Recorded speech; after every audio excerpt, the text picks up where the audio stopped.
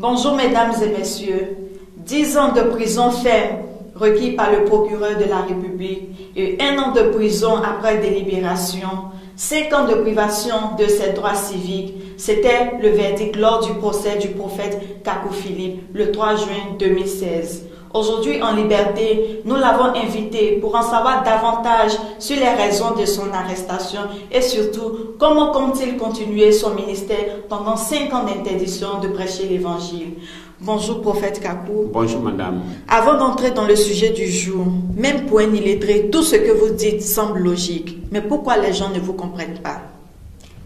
Madame, les gens ne comprennent pas parce qu'un politicien ne peut pas comprendre ce qu'un prophète dit. Un homosexuel ne peut pas comprendre ce qu'un prophète dit. Un homme qui promène sa langue dans l'intimité d'une femme ne peut pas comprendre ce qu'un prophète dit. Et une femme qui prend le sexe de son mari dans sa bouche ne peut pas comprendre ce qu'un prophète dit. Ce sont des maudits. Et Daniel 12, verset 10 dit que ce sont des méchants et que les méchants ne comprendront pas ce que le prophète vivant de leur temps dit. Donc, madame, la Bible dit que les méchants ne comprendront pas et c'est ce que nous vivons présentement. Mais prophète Kakou, qu'en est-il de quelqu'un qui prêche toute la Bible dans son entièreté? Mais madame, le salut, ce n'est pas de prêcher la Bible dans son entièreté, dans sa pureté. Mais le salut, c'est de croire au prophète vivant de ton temps. C'est de croire en ce que le prophète vivant de ton temps dit. Je prends un exemple. Au temps de Martin Luther prêchait la justification. C'est Martin Luther qui était le messager de son temps. Madame, si vous devez être sauvé en votre temps, vous serez sauvé dans le lot du prophète de votre temps. Au temps de Noé, vous pouvez être sauvé que dans le lot de Noé. En dehors de Noé, tout le reste va en enfer. Au temps de Jérémie, c'est le lot de Jérémie. Au temps de Daniel, c'est le lot de Daniel. Maintenant, vous ne pouvez pas être dans le lot de quelqu'un alors que vous croyez à 99% ce que cette personne dit. Je prends l'exemple de Martin Luther. Martin Luther prêchait la justification par la foi et rejetait les indulgences et tout ce que l'Église catholique faisait. Mais Martin Luther n'avait pas la révélation que nous avons aujourd'hui sur le baptême. Martin Luther prêchait qu'il fallait être baptisé au nom du Père, du Fils et du Saint-Esprit par aspersion. Maintenant, si au temps de Martin Luther, vous suiviez Martin Luther et que vous preniez une Bible et vous voyez dans la Bible que le baptême doit se faire au nom de Jésus-Christ par immersion. Madame, si vous allez prendre ce baptême au nom de Jésus-Christ par immersion pour la rémission de vos péchés au temps de Martin Luther, vous allez en enfer. Vous devez suivre ce que Martin Luther dit et vous faire baptiser au nom du Père, du Fils et du Saint-Esprit par aspersion. C'est la vérité, c'est le degré de vérité que Dieu donnait en ce temps-là. Et c'est ce que vous devez suivre. Vous voyez? Ainsi, madame, aujourd'hui, il peut arriver que le nom de Jésus-Christ soit vraiment Yeshua HaMashiach, comme le disent certains. Ça peut être une vérité, mais pour que cela soit établi sur cette terre pour sauver, il faut que Dieu puisse envoyer quelqu'un. Peut-être qu'après Kakou Philippe, quelqu'un viendra apporter cette vérité pour que les gens soient sauvés. Mais au moment où Kakou Philippe est en train de prêcher et que Kakou Philippe dit que le baptême c'est au nom de Jésus-Christ pour la restitution, si vous allez recevoir un autre baptême au nom de Yeshua HaMashiach, vous allez en enfer. Même si c'est correct, vous allez en enfer parce que Kakou Philippe, le prophète vivant de votre temps, ne dit pas cela. Vous voyez, c'est cela. Vous devez être sauvé dans le lot de Kakou Philippe. Or, Kakou Philippe ne dit pas cela. Donc, si vous faites quelque chose que Kakou Philippe ne dit pas, devant Dieu, vous avez pris des rouges à lèvres et vernis à ongles de Satan, vous allez en enfer. C'est cela. Prophète Kakou, vous n'allez pas chez les politiciens Vous êtes un homme à part. Madame, je ne peux pas aller auprès d'un politicien puant d'alcool, un politicien qui n'a pas de considération pour Dieu, un politicien qui ne sait pas que Dieu est au-dessus de César et qu'un prophète est au-dessus de chaque habitant de la terre. Je n'ai pas ma place auprès de ces personnes. Prophète Kakou, dans Apocalypse 1, verset 20, le Seigneur Jésus-Christ tient 7 étoiles dans sa main droite. Pouvez-vous me dire le nom de ces étoiles? Madame, ce sont des étoiles célestes. Ces étoiles sont des anges célestes. Ce ne sont pas des personnes physiques sur la terre. Maintenant, ces 7 étoiles sont des anges que Dieu enverra au cours des 7 âges de l'Église. Et chaque étoile, c'est-à-dire chaque ange céleste, va manifester des personnes sur la terre. Je prends l'exemple de l'âge de Thyatire. Il y a une étoile qui a été envoyée sur la terre, c'est-à-dire un ange qui a été envoyé sur la terre. Et l'âge de Thyatire a duré 914 ans. Et au cours de ces 914 ans, l'étoile qui est descendue sur la terre a suscité plusieurs personnes. Cette étoile a suscité Colomban. Cette étoile a suscité John Wycliffe. Cette étoile a suscité par exemple Jean Hus. Ce sont des personnes sur la terre dont nous ne savons pas combien de personnes chaque étoile suscite sur la terre. Il y a 7 étoiles dans le ciel, mais nous ne savons pas combien de personnes ces étoiles suscitent sur la terre pendant leur période. Donc, pour notre temps, l'âge de Laodicée, il y a un ange qui est sorti. Et cet ange, c'est l'esprit d'Élie. Et cet esprit va susciter des messagers jusqu'à l'enlèvement. Au temps du soir, cet ange va susciter une personne sur la terre. Et cela a déjà eu lieu, et c'est William Branham. À minuit, cet ange, ce même esprit d'Élie, cette même étoile va susciter une personne sur la terre, le prophète Kakou Philippe. Et après le prophète Kakou Philippe, ce même ange va susciter des personnes sur la terre, jusqu'au chant du coq. Et la Bible nous parle de 3 chants d'anges, certainement 3 messages, donc 3 messagers. C'est ce même esprit d'Élie qui suscitera ces messagers jusqu'à l'enlèvement, parce que l'esprit d'Élie est l'esprit de l'enlèvement. Donc, prophète, l'esprit d'Élie va susciter combien de personnes sur la terre? Madame, aucun homme sur la terre ne peut répondre à cette question. Même pas le prophète. Personne, madame. La première fois que l'esprit d'Élie a été manifesté sur la terre, la première fois que l'esprit d'Élie a suscité quelqu'un sur la terre, c'était Enoch avant le déluge. Et Enoch a été enlevé comme Élie le Tishbite. Et Apocalypse 11 nous parle d'Élie, du prophète Élie qui vient avec Moïse. Et après cela, nous ne savons pas combien de fois l'esprit d'Élie viendra encore sur la terre avant la fin des temps. C'est cela. Prophète Kakou, permettez-moi de revenir sur une question qui a été déjà posée. Quand un pasteur, un apôtre, un bishop, un révérend parle, on demande qui est-ce qui l'a établi. Et vous, prophète, qui est-ce qui vous a établi? Madame, c'est comme si vous demandiez à Moïse qui est-ce qui l'a établi prophète. C'est comme si vous demandiez à Jérémie qui est-ce qui l'a établi prophète. C'est Dieu lui-même qui établit les prophètes.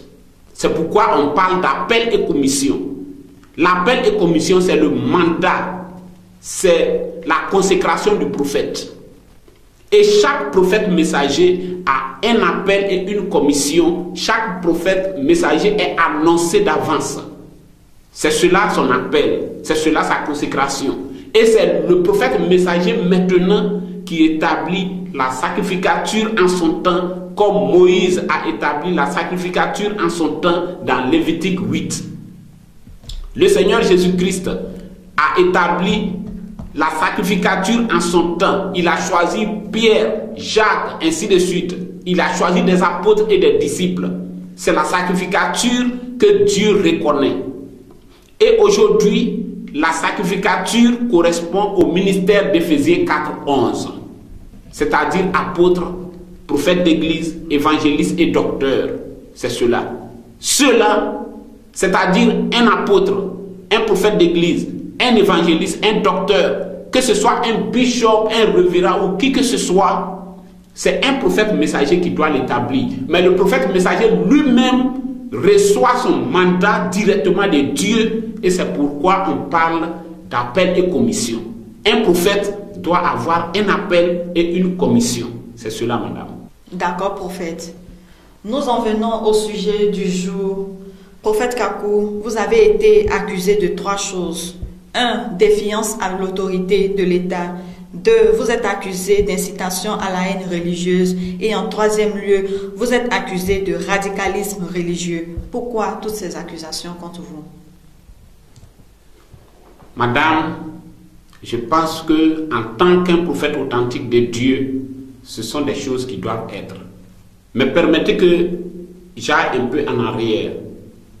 J'ai reçu une convocation de la haute instance de la police, les renseignements généraux de Côte d'Ivoire. Et je vous présente cette convocation.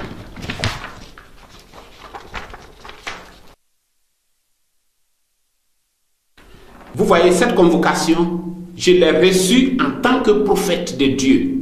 Et c'est écrit dessus, prophète Kakou Philippe. Et je dois m'y rendre des réceptions. J'aurais pu la brûler, mais je l'ai gardée dans mes archives en guise de témoignage. Ils n'ont pas le droit de faire cela. Et je leur ai adressé une réponse que, si vous permettez, je vais lire. D'accord, prophète. Moi, le prophète Kakou Philippe, je viens humblement et respectueusement dire clairement aux autorités ivoiriennes que, en tant que prophète, je n'irai jamais à la convocation de qui que ce soit. Et cela, personne ne peut comprendre parce que j'étais seul à recevoir et à vivre la vision du 24 avril 1993. Et surtout parce que l'humanité n'a jamais vu et connu un véritable prophète vivant comme Moïse, Ésaïe, Jérémie, Daniel et autres. Que personne ne me défende car je n'en ai pas besoin. Je suis seul et quoi qu'il arrive, comme mon maître Jésus-Christ, je veux être seul. Je suis le seul responsable de tout ce que j'ai dit. Même si quelqu'un voulait m'aider ou me défendre, je n'en ai pas besoin. Je suis heureux d'avoir prêché correctement et je ne trahirai jamais ce que ma bouche a dit. Tout ce que j'ai dit, j'assumerai chaque parole. Même en rêve, je ne trahirai pas. César n'est pas au-dessus de Dieu et son pouvoir n'est pas au-dessus de celui de Dieu. Et après avoir prêché l'Église et l'État, comment puis-je répondre à une convocation de César qui me dit en rouge des réceptions? Moi, un prophète de Dieu. Et pour faire quoi? Pour qu'on m'enregistre avec les dirigeants musulmans, catholiques, protestants, évangéliques et branhamistes? Jamais, jamais, jamais. On ne compte pas les animaux et les hommes ensemble. En tant que citoyen, j'ai ma carte d'identité, mon permis de conduire et tout le reste. Mais en tant que prophète, l'État n'a rien à me demander si ce n'est comment ils feront pour être sauvés. Je ne veux manquer de respect à personne, mais c'est l'État qui s'invite chez moi comme un renard dans ce qui ne le regarde pas. À César ce qui est à César et à Dieu ce qui est à Dieu. Madame, voici un peu la réponse que j'ai adressée pour la convocation. Mais prophète, en vous écoutant, on a l'impression que vous défiez l'État. Mais madame, vous n'avez pas vu la convocation? Quand on adresse une convocation, écrit en rouge des réceptions à un prophète de Dieu, c'est écrit prophète Kakou Philippe. Ce n'est pas un défi à Dieu. César n'est pas en train de défier Dieu. Donc c'est César qui est en train de défier Dieu. Et vous trouvez que c'est le prophète qui défie César? Maintenant, quand je suis accusé de défiance à l'autorité de l'État, incitation à la haine religieuse et radicalisme religieux, voyez-vous, madame, considérez toute la Bible et voyez au temps de chaque prophète de quoi ces prophètes ont été accusés pour être tués. Considérez le prophète Jérémie qui est persécuté, qui est jeté dans le puits. Si le prophète Jérémie était là aujourd'hui, il serait jeté au sous-sol de la préfecture de police. Jérémie donc a été accusé de défiance à l'autorité d'Israël, incitation à la haine religieuse et radicalisme religieux. C'est l'histoire qui se répète, c'est la même chose. Daniel dans la fosse au lion était accusé de défiance à l'autorité de Babylone, incitation à la haine religieuse et radicalisme religieux. Ésaïe, pour être scié en morceaux, a été accusé de défiance à l'autorité de l'État, incitation à la haine religieuse et radicalisme religieux. C'est la même chose de génération en génération jusqu'aujourd'hui. Et si Jésus-Christ revenait sur la terre, en dehors de défiance à l'autorité de l'État, incitation à la haine religieuse et radicalisme religieux, dites-moi pour quelle autre raison le Seigneur Jésus-Christ serait crucifié. Vous voyez, madame, c'est l'histoire qui se répète. Madame, je voudrais vous poser une question. Vous êtes du côté de César ou du côté de Dieu? Bien sûr que je suis du côté de Dieu. Madame, dans ce cas, vous devez présenter vos excuses. Je présente mes excuses. Il vaut mieux se mettre du côté de Dieu. Prophète Kakou, vous n'êtes jamais sorti de la Côte d'Ivoire. En 2008, alors que vous avez voulu voyager, le visa vous a été refusé et disant que vous êtes considéré comme pouvant compromettre l'ordre public, la sécurité nationale et internationale de l'une des nations dans lesquelles vous voulez vous rendre. Que dites-vous de cela? Oui, madame, évidemment, je n'ai jamais voyagé. Je dirais depuis ma naissance, je n'ai jamais voyagé. Et en 2008, alors que je voulais voyager, on m'a dit que cela n'était pas possible et que je suis signalé aux fins de non-admission de visa. Vous voyez, la première chose est que je suis signalé aux fins de non-admission de visa. Et ensuite, on me dit que je suis signalé comme pouvant compromettre la sécurité, l'ordre public, la sécurité nationale et internationale de l'une des parties contractantes, c'est-à-dire mon pays et les pays dans lesquels je veux voyager. Pour dire que je ne peux pas sortir de mon pays et que je suis considéré comme dangereux pour ces pays. Donc je n'ai jamais voyagé. Donc ces choses qui arrivent maintenant, les persécutions et emprisonnements et tout cela, ce n'est qu'une continuité de ce qui a commencé depuis bien longtemps. C'est un peu cela, madame. Prophète Kakou, lors de votre procès, pourquoi avez-vous décidé de comparaître sans avocat? Madame, je ne pouvais pas prendre d'avocat. Je suis un prophète de Dieu et c'est une affaire religieuse. Le Seigneur Jésus-Christ n'a pas pris d'avocat.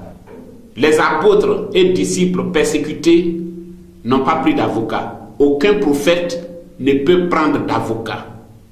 Et même si je dois être condamné à 20 ans de prison ferme, je ne prendrai jamais d'avocat parce que ce que je fais, je le fais pour le christianisme et pour l'histoire. Donc je ne pouvais pas prendre d'avocat. Prophète Kakou, nous revenons à notre sujet.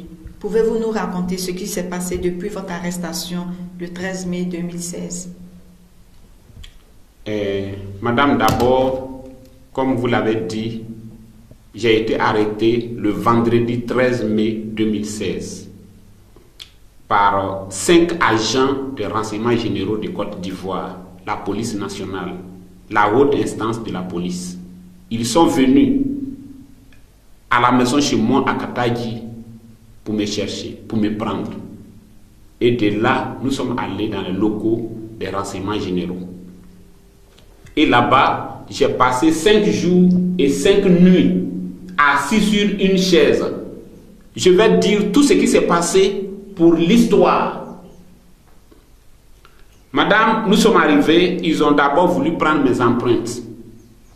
Parce que ils veulent profiter pour m'enregistrer en tant que serviteur de Dieu de Côte d'Ivoire. Et sur la liste, je voyais des musulmans, je voyais des pasteurs, des musulmans, ainsi de suite. Je ne peux jamais accepter cela. Mon corps mort même ne peut pas accepter cela. Comme je l'ai dit, on ne compte pas les animaux et les hommes ensemble. Lorsqu'on fait les recensements dans les pays, on ne compte pas les animaux et les hommes ensemble. On ne peut pas me compter avec des dirigeants catholiques, protestants, évangéliques, branhamistes et musulmans. Ce n'est pas possible. Je ne peux pas accepter cela. Je suis un prophète venu de Dieu avec un appel et une commission. On ne peut pas enregistrer le Seigneur Jésus-Christ avec les dirigeants pharisiens, sadducéens, hellénistes, zélotes, hérodiens, ainsi de suite. Ce n'est pas possible. Donc j'ai refusé cela. Mes empreintes n'ont jamais été prises. Et au dernier jour des interrogatoires, le mercredi, alors que tout était terminé, j'ai signé pour reconnaître que j'ai dit cela. Et vous pouvez voir dans le procès verbal, tout ce que je voulais dire, j'ai dit cela. J'ai dit que pour moi, les dirigeants musulmans, catholiques, protestants, évangéliques et branhamistes sont l'incarnation de Satan. Cela figure dans le procès verbal. Et j'ai signé pour reconnaître cela. Dans la conclusion, j'ai dit que l'État n'a pas le droit de me poser ces questions, mais j'ai répondu pour informer l'État. J'ai gardé ma position de prophète. Et avant de sortir de là, ils m'ont demandé de placer mon empreinte. J'ai dit, si vous me saisissez pour saisir mon doigt pour placer, vous pouvez le faire. Vous êtes des policiers, vous êtes nombreux autour de moi, vous pouvez le faire. Mais moi-même, je ne le ferai pas. Et ils ont dit, nous allons dire au patron que nous avons oublié de prendre cela. C'est cela, madame. Et une nuit, alors que j'étais assis dans la cour, aux environs de 1h du matin, il y a un responsable des renseignements généraux qui est arrivé. Il s'est approché, il m'a salué, il ne savait pas que c'était moi le prophète Kakou Philippe. Il m'a salué, j'ai répondu. Il sait que je suis un détenu parce que j'étais assis à un certain endroit et ce sont les détenus qui s'asseyent là-bas. Et il allait demander au gardien qui était cet homme. Et le gardien lui a dit, c'est le prophète Kakou Philippe. Et il a ordonné que je sois enfermé dans un violon. Et on m'a pris, on m'a enfermé dans ce violon. Et aux environs de 2h du matin, j'ai demandé au garde de me permettre de sortir pour uriner. Mais il n'a pas accepté. Il dit qu'il faut que ce responsable des renseignements généraux parte d'abord, avant que je ne sorte pour aller uriner. Et je ne pouvais pas aussi uriner là. Et je suis resté là jusqu'à 3h du matin. Vous voyez. Donc, au dernier jour, j'ai été transféré à la police scientifique. Et à la police scientifique, on m'a posé des questions, on m'a soumis à des interrogatoires. Et c'était vraiment difficile parce que je n'avais pas le droit de tenir un stylo. C'est écrit dans le PV que j'ai le droit d'être assisté par un parent, un ami, un avocat. Mais ils ont refusé que le frère Koné puisse m'assister alors qu'il était là avec moi. Ils l'ont fait sortir. Je n'avais pas le droit d'être assisté alors que le PV dit que j'ai ce droit. J'avais un stylo en main pour prendre des notes. On m'a dit que je n'avais pas le droit de tenir un stylo. Et je leur ai dit, mais s'il y avait un avocat, est-ce que cet avocat ne pouvait pas tenir un stylo? Vous voyez, ils ont dit que je n'ai pas ce droit. Et par moments, on pouvait me faire sortir de la salle et ils se concertaient. Et de dehors, j'entendais tout ce qu'ils disaient.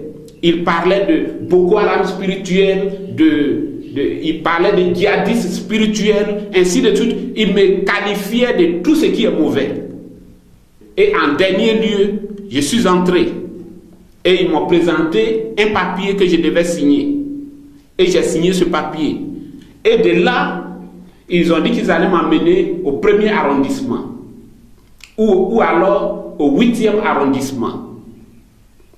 Et lorsque je suis monté dans la voiture, ils m'ont conduit à la préfecture de police, au sous-sol de la préfecture de police, l'endroit le plus difficile.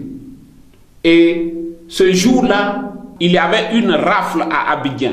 C'était le 18 mai 2016. Et le sous-sol était rempli de personnes surchauffées. Et des personnes tombaient. Ceux qui étaient asthmatiques tombaient. Et par moments, on les faisait sortir, mais moi seul, j'y restais là.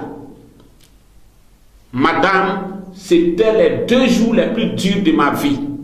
Le frère Koné est venu me rendre visite. Mais le lendemain, il est tombé malade. Lorsqu'il est sorti de là, il y avait une chaleur qui se dégageait du sous-sol. Et ceux qui venaient parlaient de cela. Lorsque vous venez à l'entrée, il y a une chaleur qui vous accueillait là-bas. C'était vraiment difficile. Mais je suis resté dans ce sous-sol. Les responsables de la police qui venaient là avaient des cache-nez. Ils avaient des cache-nez comme les médecins. Et ils venaient, ils rentraient là et ils ressortaient. Ceux qui, vous voyez, il y a des responsables qui pouvaient arriver là et sans cache-nez. Mais lorsqu'ils rentraient dans l'endroit où j'étais, ils pouvaient attraper leur nez et puis ils ressortaient. On ne pouvait pas respirer là. Mais j'étais là et j'ai fait 2 jours. C'est au 3e jour que j'ai été extrait. Et la 2e nuit, quelque chose s'est passé. Il y a un garde qui, entre 3h et 4h du matin, il a eu pitié. Il m'a observé. Il a eu vraiment pitié. Et il est venu, il m'a dit que je vais te faire sortir pour aller prendre un peu d'air dehors et même te laver. Et à 3h du matin, ce garde est venu et il m'a fait sortir. Tout était calme, tout Abidjan dormait. Et il m'a fait sortir, il a ouvert le violon. Nous sommes sortis. Et il m'a accompagné quelque part. Et je suis allé là-bas, j'ai pris un bain, je me suis lavé et je suis revenu. Et à l'entrée du sous-sol, il m'a demandé de m'asseoir un peu pour prendre un peu d'air, respirer un peu avant de rentrer. Et j'étais assis là, un peu, environ 5 minutes. Et je lui ai dit que ça va, on pouvait rentrer. Et il m'a dit, non, mais prophète, tu peux attendre un peu encore, tu peux, ainsi de suite. J'ai dit, non, ça va. Je craignais pour lui. Parce que si les responsables le voyaient en train de faire cela, il pouvait être renvoyé de son service. Et il m'a fait rentrer dans le sous-sol. Et le lendemain, le vendredi matin, il y a eu 2 agents qui sont venus, 2 policiers en tenue. Et ils m'ont pris, et ils m'ont mis des menottes, et ils m'ont mis dans un véhicule, et ils sont partis avec moi au parquet. Et arrivé au parquet maintenant, il y avait les procureurs qui étaient là. Il y a un procureur qui m'a vu. Il était tout nerveux. Il a dit, lorsqu'on vous entend prêcher, on a l'impression que vous êtes le seul dans la vérité. Et il a parlé, il a dit tout ce qu'il voulait. Je n'ai rien dit. Comme le Seigneur Jésus-Christ, je n'ai pas ouvert la bouche. Et il a dit que tout à l'heure, vous serez interrogé. Si vous êtes innocent, vous partez à la maison. Mais je sais qu'un prophète ne peut pas être innocent devant les hommes. Donc on m'a mis dans un violon.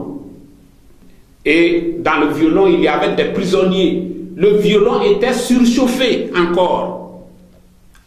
On ne pouvait pas tendre le pied. Et il y avait des prisonniers qui fumaient la cigarette. Ils étaient torse nus. Pour recevoir de l'air, c'était à environ 4 mètres. C'était 4 mètres, il y avait des petits trous. Et c'était tout. Vous voyez, c'était vraiment difficile. Et après cela, j'ai été extrait. Et je suis arrivé, il y avait une dame qui m'a demandé de signer un papier. Et j'ai signé. Je n'ai plus été interrogé par qui que ce soit. Il n'y a pas eu de procureur. Alors que tout le monde me disait que je devais être interrogé. Je n'ai pas été interrogé. On m'a mis dans le véhicule, le camion de la prison. C'était un gros camion tout en fer. Il n'y avait même pas d'air dedans. Et alors, j'ai été transporté à la grande prison. Et là-bas, j'ai passé 3 mois dans cette prison. Et on me faisait venir au parquet. Et on me ramenait. Et une fois, on m'a pris dans un petit véhicule. Je ne sais pas comment ça s'appelle. Un pick-up ou quelque chose comme ça. Et il y avait des personnes armées autour de moi avec des armes, des calaches, comme si j'étais un grand brigand ou je ne sais pas.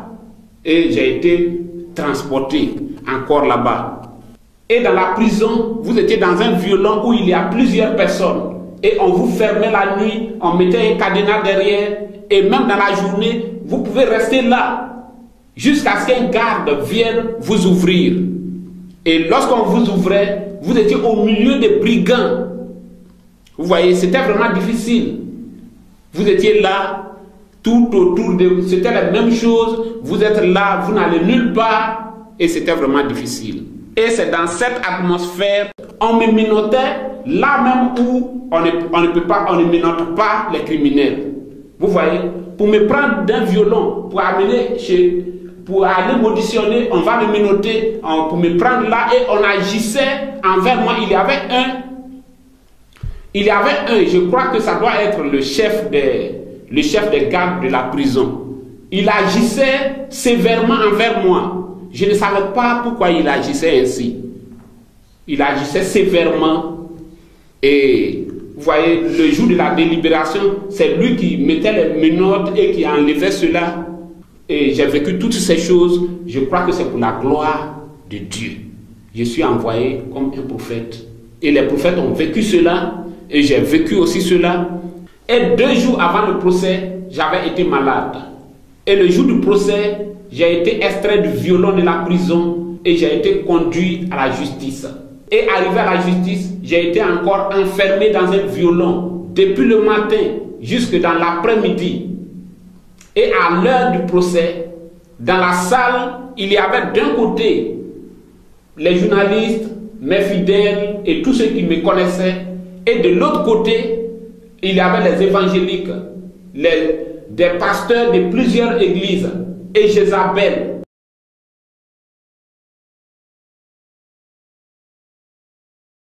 Comme vous le voyez, il y a eu 4 empires avant le Seigneur Jésus-Christ et 4 empires après le Seigneur Jésus-Christ.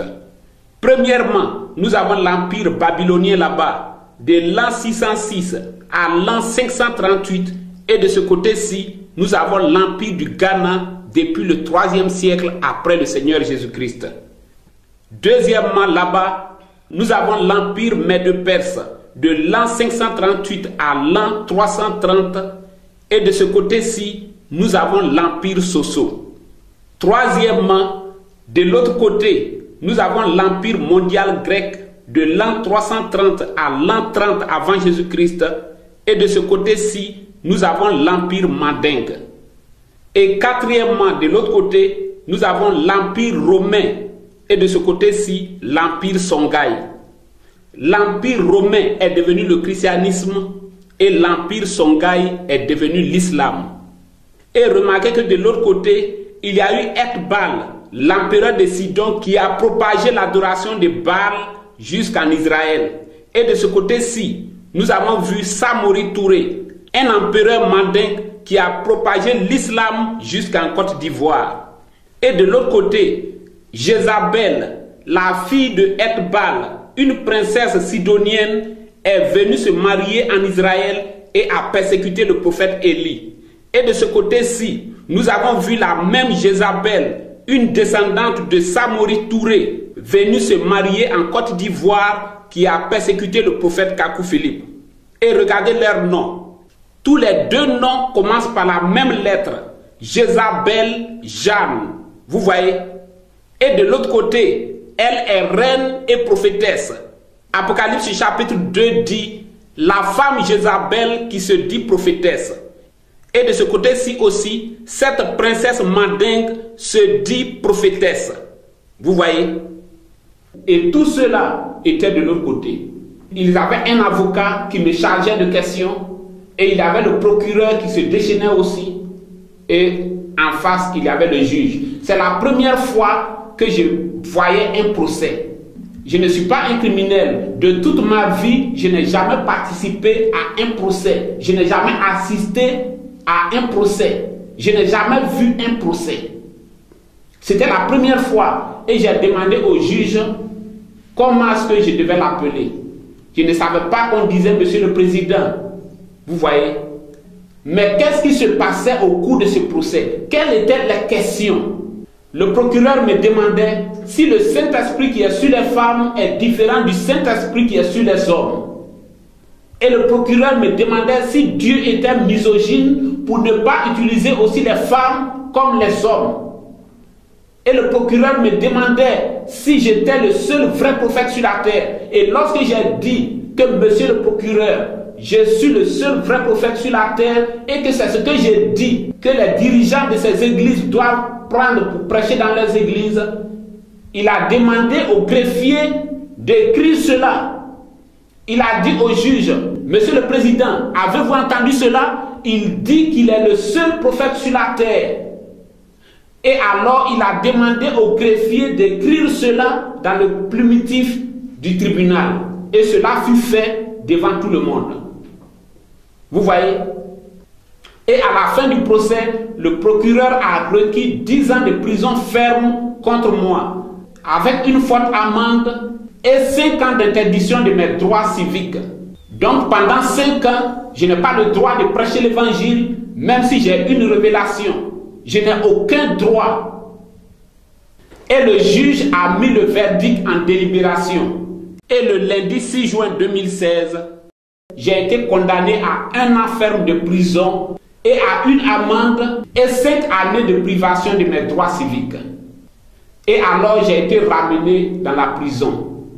Et toutes ces choses, le monde entier a vu cela. Il y a eu des manifestations un peu partout dans le monde entier. Les journaux en ont parlé jusqu'à l'extérieur de la Côte d'Ivoire. Et le jour même du procès, il y a eu un grand rassemblement. Et les juges et tout le monde était étonné. Tout cela, c'est un témoignage contre l'humanité.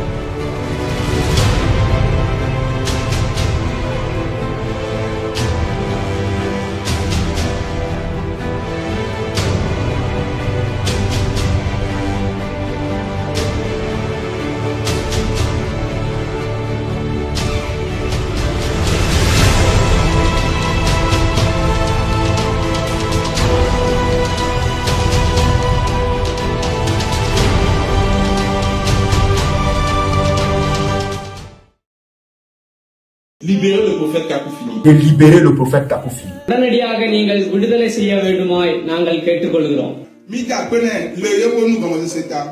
Nós exigimos que possa numa fim de solte o profeta Kakou Philippe. To release prophet messenger Kakou Philippe. Os discípulos do profeta Kakou Philippe reivindicam a sua libertação. Libérer simplement le prophète Kakou Philippe. Je demande simplement de le libérer. Libérer Kakou Philippe. Nous demandons donc la libération du prophète Kakou Philippe.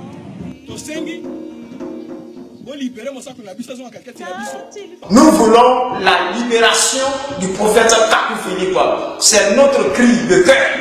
Afrique apoie Nyagwala, Europe apoie Nyagwala, Amérique apoie Nyagwala, Asie apoie Nyagwala. Il y a des gens qui À Dieu, ce qui est à Dieu, c'est injuste. சீஷர்களான நாங்கள் உங்களிடம் கேட்டுக்கொள்வது என்னவென்றால் முழு உலகத்திற்கும் என கதை சாபத்தை கொண்டு வருவதாக இருக்கிறது. இப்படி இருக்க அவரை உடனடியாக நீங்கள் விடுதலை செய்ய வேண்டுமாய் நாங்கள் கேட்டுக்கொள்கிறோம். Et pendant que j'étais dans la prison, il y a eu une femme d'entre leur groupe qui est venue me trouver en prison pour me faire un don, pour me donner 5 000 francs.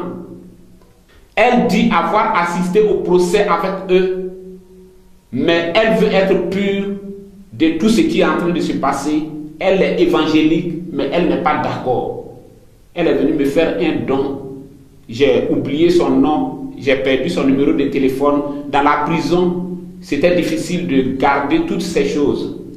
Et aujourd'hui, c'est un peu cela. Je laisse tout entre les mains du Dieu Tout-Puissant qui m'a envoyé le 24 avril 1993. C'est à lui que tous nous devons rendre compte. Juges ou chrétiens ou qui que ce soit, c'est devant Dieu que tous nous allons rendre compte pour les positions que nous avons eues et pour les actes que nous avons posés sur la terre. Donc, j'ai vécu toutes ces choses pour la gloire de Dieu. Ce n'est pas pour un vol, ce n'est pas pour un autre crime, mais c'est à cause de la parole de Dieu. Et c'est là ma consolation et j'emporterai cela avec moi. Merci, que Dieu vous bénisse. C'est un peu cela, madame. Merci, prophète Kakou, de nous avoir éclairé sur ce sujet. Chers téléspectateurs, c'est ici la fin de cette émission. Merci de nous avoir suivis. Pour d'autres détails sur l'emprisonnement du prophète Kakou Philippe, vous pouvez lire ou écouter les chapitres 125, 126, 127 de son livre. Au cours de cette émission, nous n'avons pas voulu publier les images humiliantes et difficiles à regarder, mais nous vous invitons à suivre juste un extrait. C'est là que nous terminons.